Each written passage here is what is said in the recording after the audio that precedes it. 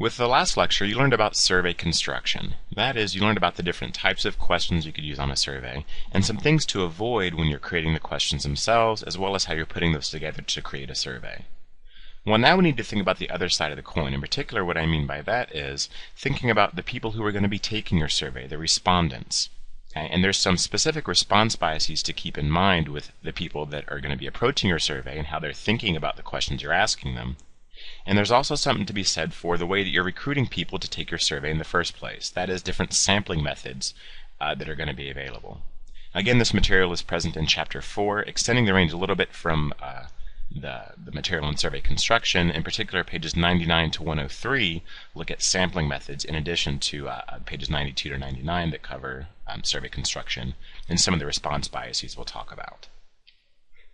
Now let's start with different response biases. Now what do we really mean by that? Again, what we're talking about here are different sort of preconceived notions, if you will, that your participants, your respondents might bring to the table in responding to a survey, okay? Or different idiosyncratic behaviors in which your respondents might be engaged that might affect your results. Now these are things to be aware of because A, there might be different ways that you can create a survey that's going to minimize these sorts of effects.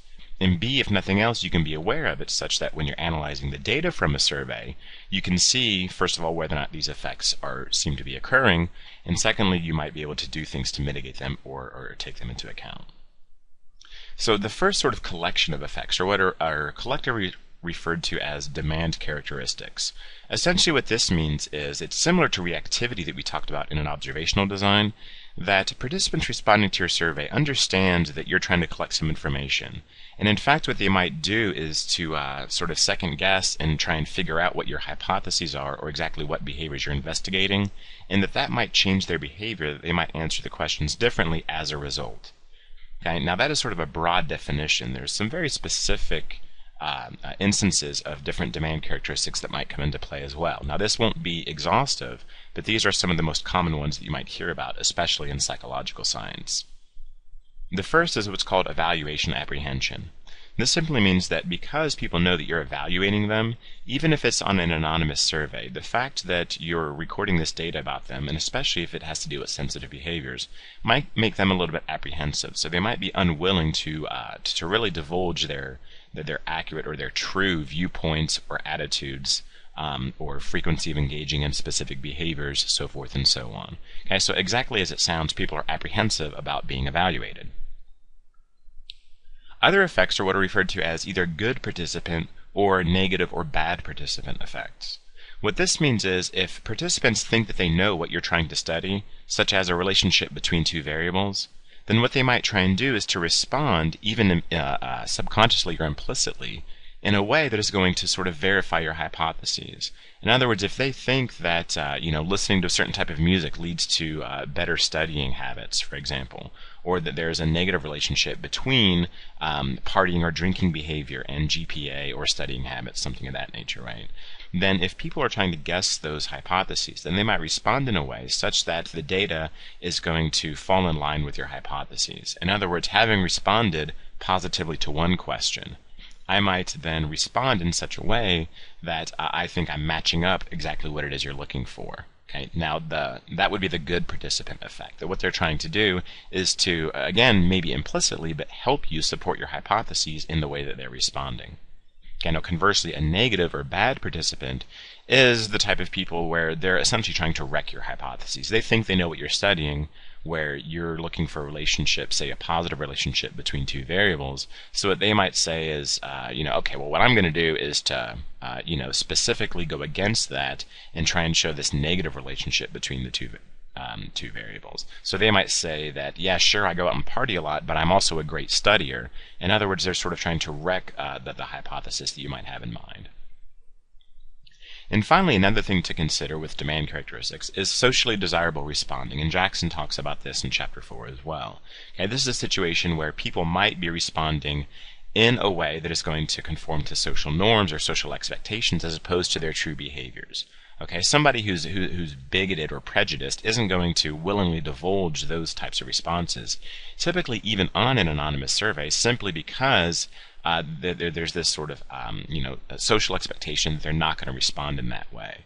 Okay, and so people might feel a little bit of dissonance or a little bit of negative feeling, again, even on an anonymous survey, in responding in socially undesirable ways. Okay, so you might see that there's this tendency for people to respond in ways that at least aren't as extreme as they might specifically feel, even if it's not completely reversing their accurate viewpoints. Another thing to keep in mind is that what's called a volunteer bias or a selection effect. Now, this is something a little bit different. What this simply means is people that are likely to volunteer to participate in experimental research or even to complete surveys tend to exhibit characteristics that are a little bit different or a little bit more specific than the general population. They tend to have a higher IQ, they tend to be a higher proportion of females, they tend to be somewhat better educated, of somewhat higher socioeconomic status. Now again, these effects don't always hold. The general point here is that as opposed to being a truly random sample of people, if you're trying to recruit people, those that are specifically volunteering to participate in a study are already going to have characteristics that may differ from a truly random sample. They might find the topic of study very specifically interesting. And so it might be people who are already interested in a specific topic that are volunteering to participate in a survey or some other type of research. So this is what we refer to as volunteer bias or a selection effect. Another potential response bias is what's called response acquiescence. Okay, and this is again something covered in Jackson in your textbook. What you may also think of as a yay-sayer or conversely a naysayer. Now these are people who are going to just agree to everything, okay, or disagree to everything. Okay, is going to be the converse of this. But again, what this means is that people are going to essentially just agree with every item that's going to be on your survey. Okay, just for the sheer notion of looking or appearing agreeable. And so again, this is something that you have to consider, because if you're going to phrase all of your items in such a way that people are just going to agree with them all the time, regardless of how they really feel, then of course that's not going to help the validity of your responses at all, or any sort of relationships that you end up finding in your survey. Now, another sort of bias in terms of the way people are responding to specific items, okay, might be, in a sense, kind of the opposite. So response acquiescence means that they're always going to be responding, that they agree with stuff or that they disagree with stuff. Central tendency bias, on the other hand, is where people a lot of times will have a tendency to kind of fall in the middle or default to the middle. Okay, especially if I don't have a very strong opinion on a specific subject, then I'm going to typically respond in the middle of the neutral level of, say, a 7-point or a 9-point scale. Okay, and people have a bias against using the extremes of a scale. Okay, so if, say, again, go back to an example where you're rating maybe the attractiveness of a bunch of faces. You might not want to start out rating somebody as a 1 or a 2, or even a 9 or a 10. And in fact, you may go through rating 20 or 30 different faces and never rate anybody higher than a 7 or perhaps an 8, and may never rate anybody lower than a 3 or perhaps a 4. Okay, well, that sort of defeats the purpose of having a 9 or 10-point scale if you're only using a range of 4 or 5 different values on that scale. And that's what people tend to do. Okay, people tend to fall in the middle of a scale like this and avoid using the very extremes, whether it relates to their attitudes or positions on a specific topic, or things like attractiveness ratings or anything else. And so again, what you guys might think about with some of these response biases is if there are ways that we can minimize some of these in terms of people that are going to be completing your surveys, or if there's things that we might be able to do even on the side of an analysis to see whether some of these effects might be occurring, and ideally if there's something that we can do about it.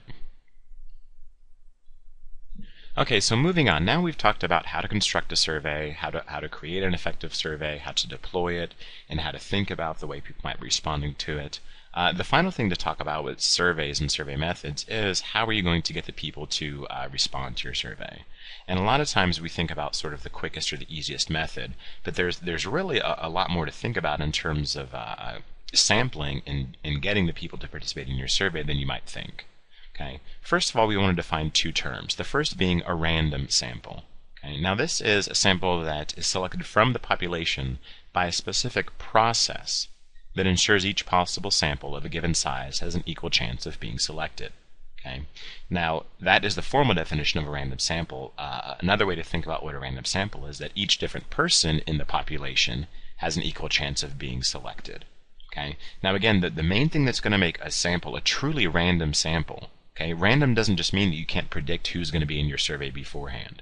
Okay. For something to be a truly random sample, the way that we're defining it, and it's important for us to have, okay, is going to be something where there's a process that's used to create it as a random sample, such as a random number generator list. There's something of that sort. Okay. Now, actually, it turns out that a lot of the samples that we create or that we have in psychological science, and even in our building in particular, are in fact not random samples. Okay, samples that are generated from people signing up for experiments in the 111 subject pool are definitely not a random sample. Okay. So again, a random sample uses a specific process in order to create something that's random. Okay, and we'll talk about that in a little bit of detail on the next slide, as well as in some in-class activities. Okay, the other thing that's important to keep in mind is that we want to have a representative sample. Okay, now what is a representative sample? It's a sample that is likely to exhibit the same characteristics of the population in which you're interested. Now let's zoom out again for a minute and think about broadly what we're doing. Again, we want to make some claim about general human behavior. Okay, or about a large population of humans, such as males or Americans or Southerners or whatever the case may be, right? College students. So the thing is, that's the population in which we're interested. But of course, we can't go out and measure them all. We can't give every single person or every single Southerner or every single college student our survey. So what we're going to do is we want a sample to represent that population.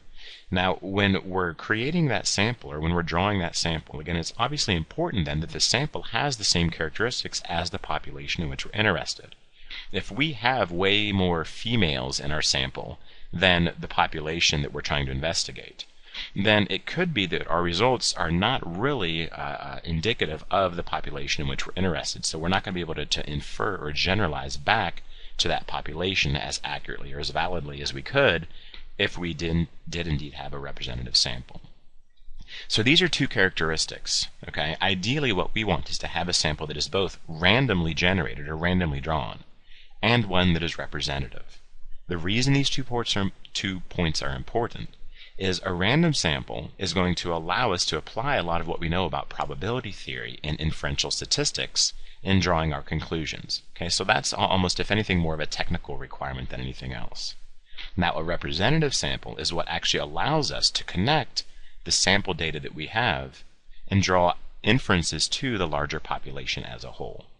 Okay? Now, again, ideally, both of these things need to hold in order to draw accurate conclusions from our research. So now that we have those underway, we can think about specific methods of sampling or drawing people to participate in our study.